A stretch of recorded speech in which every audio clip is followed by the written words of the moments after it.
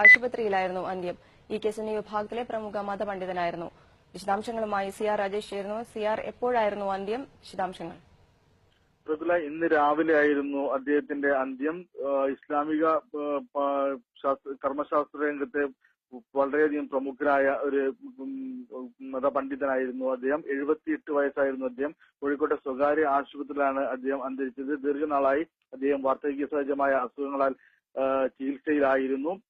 അല്പം മുമ്പ് അദ്ദേഹത്തിന്റെ മൃതദേഹം കൊണ്ടോട്ടിയിലേക്ക് കൊണ്ടുപോയി. അവിടെ വീട്ടിൽ പൊതുദർശനത്തിന് വെച്ച ശേഷം കൊണ്ടോട്ടി കാദിയാറകം പള്ളിയിൽ 12 മണിയുടെ നമസ്കാരം നടക്കും. അതിനുശേഷം അദ്ദേഹം വൈസ് ചാൻസലറായ ഈ ദാറുൽ ഹുദ ഇസ്ലാമിക് യൂണിവേഴ്സിറ്റി ചെമ്മാട് അവിടേക്ക് കൊണ്ടുപോകും. അവിടെ ഉച്ചയ്ക്ക് 1 മണി മുതൽ പൊതുദർശനത്തിന് വയ്ക്കും. തുടർന്ന് 4:30 അവിടെ തന്നെ ആയിരിക്കും അദ്ദേഹത്തിന്റെ ഖബറടക്കം. അദ്ദേഹത്തിന്റെ വിയോഗ വിവരമറിഞ്ഞ് നിരവധി പേരാണ് ആശുപത്രിയിലും അതുപോലെ തന്നെ അദ്ദേഹത്തിന്റെ കർമ്മമണ്ഡലമായിരുന്ന ദാറുൽ ഹുദ ഇസ്ലാമിക് യൂണിവേഴ്സിറ്റിയിലേക്കും എത്തിക്കൊണ്ടിരിക്കുന്നത്. വലിയ ഒരു ഇസ്ലാമിക പണ്ഡിതൻ തന്നെയാണ് അദ്ദേഹം. PK വിഭാഗം സുന്നികളുടെ വലിയ നേതാവുമാണ് അദ്ദേഹം. അദ്ദേഹത്തിന് അന്തിമോപചാരം അർപ്പിക്കാൻ നിരവധി പേരാണ് രാവിലെ മുതൽ ആശുപത്രിയിൽ എത്തിയത്. അല്പം മുമ്പാണ് അദ്ദേഹത്തിന്റെ മൃതദേഹം ജനാവലിയുടെ സാന്നിധ്യത്തിൽ കൊണ്ടോട്ടിയിലേക്ക് കൊണ്ടുപോയത്. സകുല, ഷാജഹാൻ കൂടി ചേരുന്നു. ഷാജഹാൻ, മതകർമ്മശാസ്ത്രത്തിൽ അഗാധ പാണ്ഡിത്യമായിരുന്നു അദ്ദേഹത്തിന്. സമുദായത്തിന് അദ്ദേഹം നൽകിയ സംഭാവനകൾ എന്തൊക്കെയാണ്? ഒരു പതിറ്റാണ്ടിലേറെയായി സമസ്ത കേരള ജമിയത്തുൽ ഉലമ എന്ന സുന്നികളുടെ പരമോന്നത സംഘടനയുടെ ജനറൽ സെക്രട്ടറിയാണ് അദ്ദേഹം. ഒപ്പം തന്നെ അൽഹുദ അറബിക് യൂണിവേഴ്സിറ്റിയുടെ വൈസ് ചാൻസലറാണ്. ഇതാണ് കേരളത്തിൽ അറബിക് ബിരുദം നൽകുന്ന ഈജിപ്ഷ്യൻ സർവകലാശാലയോട് അഫിലിയേറ്റ് ചെയ്തിട്ടുള്ള ഏക യൂണിവേഴ്സിറ്റി. അതിന്റെ വൈസ് ചാൻസലറാണ്. ഒപ്പം തന്നെ കർമ്മശാസ്ത്രം എന്ന് പറയുന്ന സുന്നികളുടെ അത്തരത്തിലുള്ള അവരുടെ ഈ ദൈനംദിന ജീവിതത്തിന്റെ ഒക്കെ കാര്യങ്ങൾ തീരുമാനിക്കുന്ന അത്തരത്തിലുള്ള കാര്യങ്ങളിൽ അഗാധ പാണ്ഡിത്യമുള്ള ആളായിരുന്നു. ഒപ്പം EK സുന്നി വിഭാഗത്തിന്റെ ജമിയത്തുൽ ഉലമയുടെ ഫത്വ കമ്മിറ്റിയുടെ അധ്യക്ഷനാണ്. ഈ വളരെ പ്രധാനപ്പെട്ട ഒരു കാര്യം, കഴിഞ്ഞ ഒരു പതിറ്റാണ്ടായി മുസ്ലിം ലീഗിനെ EK സുന്നി വിഭാഗത്തിന്റെ നിലപാടുകൾക്കനുസരിച്ച് നിർത്തുന്നതിൽ പ്രധാന പങ്ക് വഹിച്ച ഒരു നേതാവാണ് അദ്ദേഹം. കാരണം പലപ്പോഴും ഈ മുസ്ലിം ലീഗ് മറ്റു മതസംഘടനകളുമായി ഏതെങ്കിലും തരത്തിൽ ഉള്ള ചങ്ങാത്തവും മറ്റും ഉണ്ടാക്കാൻ ശ്രമിക്കുമ്പോൾ അവരുടെ ഈ പ്രധാനപ്പെട്ട EK സുന്നി വിഭാഗത്തിന്റെ നിലപാടനുസരിച്ച് മുസ്ലിം ലീഗ് പോകാവൂ എന്നുള്ള നിലപാടെടുക്കുകയും പലതവണ മുസ്ലിം ലീഗ് നേതാക്കളെ തങ്ങളുടെ ആസ്ഥാനത്തേക്ക് വിളിച്ചു വരുത്തി തങ്ങളുടെ ശാസനകൾ കൃത്യമായി നടപ്പാക്കുന്നതിലൊക്കെ വിജയം കണ്ടിട്ടുള്ള വളരെ കർക്കശക്കാരനായ ഒരു നേതാവ് കൂടിയാണ് അദ്ദേഹം. മറ്റൊരു പ്രധാനപ്പെട്ട കാര്യം, കേരളത്തിൽ സുന്നി പ്രസ്ഥാനം പിളർന്നതിന് ശേഷം EK സുന്നി വിഭാഗത്തിന്റെ നെടുന്തൂണായി EK അബൂബക്കർ മുസ്ലിയാർക്കൊപ്പം പ്രവർത്തിക്കുകയും അവരെ വളരെ പ്രധാനപ്പെട്ട ഒരു മതസംഘടനയായി വളർത്തുകയും ഏറ്റവും ജനകീയമായ മതസംഘടനയായി EK സുന്നി വിഭാഗത്തെ നിലനിർത്തുന്നതിൽ പ്രധാനപ്പെട്ട പങ്കുവയ്ക്കുകയും ചെയ്ത ആളാണ് അദ്ദേഹം. ഒപ്പം തന്നെ കേരളത്തിൽ അങ്ങോളം ഇങ്ങോളം മതപണ്ഡിതനായി പ്രഭാഷണം നടത്തുകയും ചെയ്തിട്ടുണ്ട്. കഴിഞ്ഞ 4 പതിറ്റാണ്ടോളം അദ്ദേഹം കേരളത്തിൽ അങ്ങോളം ഇങ്ങോളം അദ്ദേഹത്തിന്റെ മതപ്രഭാഷണം വലിയ ആൾക്കൂട്ടങ്ങളെ ആകർഷിക്കുകയും ചെയ്ത വലിയൊരു വാഗ്മിയായിരുന്നു EK സുന്നി വിഭാഗത്തിന്റെ നേതാവ് കൂടിയായിട്ടുള്ള ചെറുശ്ശേരി സനദിൽ മുസ്ലിയാർ. ഇപ്പോൾ സമസ്ത കേരള ജമിയത്തുൽ ഉലമ നേതാവ് ഹമീദ് ഫൈസി അമ്പലക്കടവ് കൂടി ചേർന്നു.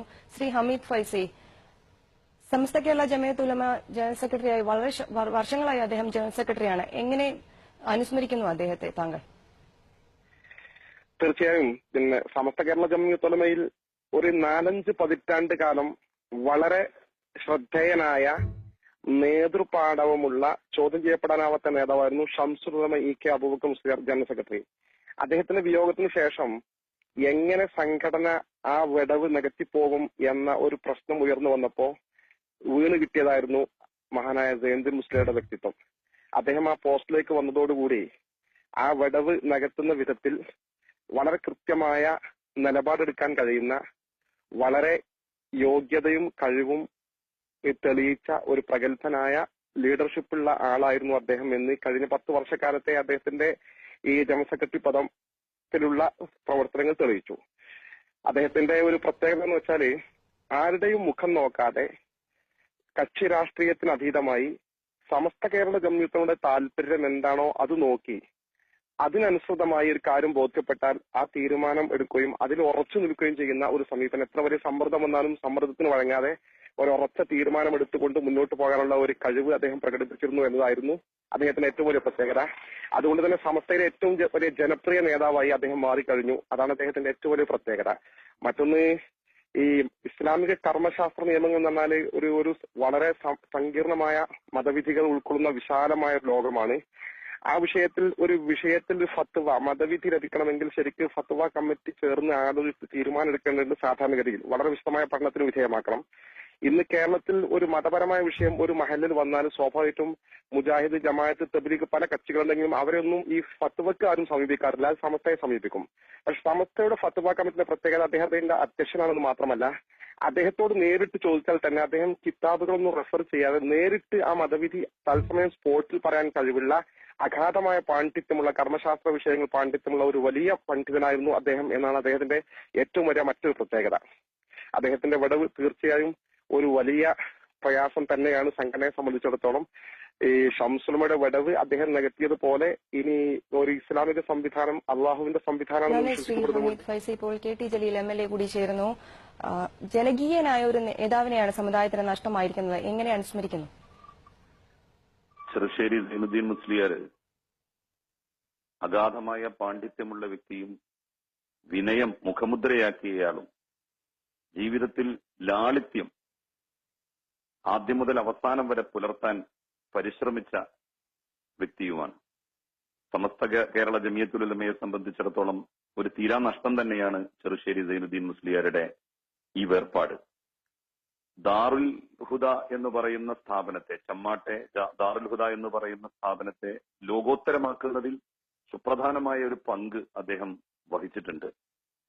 നേരത്തെ സൂചിപ്പിച്ചതുപോലെ തന്നെ സമസ്ത കേരള ജമിയത്തുൽ ഉലമയുടെ താല്പര്യങ്ങൾക്ക് പ്രാമുഖ്യം നൽകുന്ന നിലപാടുകളായിരുന്നു അദ്ദേഹം സ്വീകരിച്ചിരുന്നത്. കക്ഷി രാഷ്ട്രീയമായിട്ടുള്ള അന്ധതയോ പക്ഷപാതിത്വമോ അദ്ദേഹത്തിന് ഉണ്ടായിരുന്നില്ല. ഇപ്പോഴത്തെ സാഹചര്യത്തിൽ തീർച്ചയായും അദ്ദേഹത്തിന്റെ വിയോഗം സമസ്തയെ സംബന്ധിച്ചിടത്തോളവും മുസ്ലിം സമൂഹത്തെ സംബന്ധിച്ചിടത്തോളവും വലിയ നഷ്ടം തന്നെയാണ്. മതവിധികൾ കൊടുക്കാൻ പ്രാപ്തിയുള്ള ഒരു നേതാവ് എന്നുള്ള നിലയിൽ, പണ്ഡിതൻ എന്നുള്ള നിലയിൽ ഇതര സമുദായ സംഘടനകൾക്കിടയിലും അദ്ദേഹം, മുസ്ലിം മതാന്തര വിഭാഗങ്ങൾക്കിടയിലും അദ്ദേഹം സ്വീകാര്യനായിരുന്നു.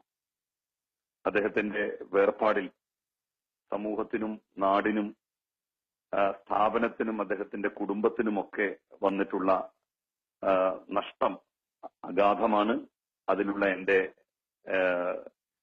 അഗാധമായ ദുഃഖം, അനുശോചനം ഞാനിവിടെ രേഖപ്പെടുത്തുകയാണ്.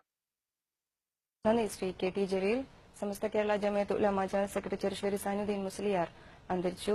ഇന്ന് രാവിലെ കോഴിക്കോട് സ്വകാര്യ ആശുപത്രിയിലായിരുന്നു അന്ത്യം. മതകർമ്മശാസ്ത്രത്തിൽ അഗാധ പാണ്ഡിത്യമായിരുന്നു അദ്ദേഹത്തിന്. ഫത്വ കമ്മിറ്റി ചെയർമാൻ കൂടിയാണ്. കൂടാതെ ചെമ്മാട് ദാറുൽ ഹുദ ഇസ്ലാമിക് യൂണിവേഴ്സിറ്റിയിൽ വൈസ് ചാൻസലർ കൂടിയായിരുന്നു അദ്ദേഹം.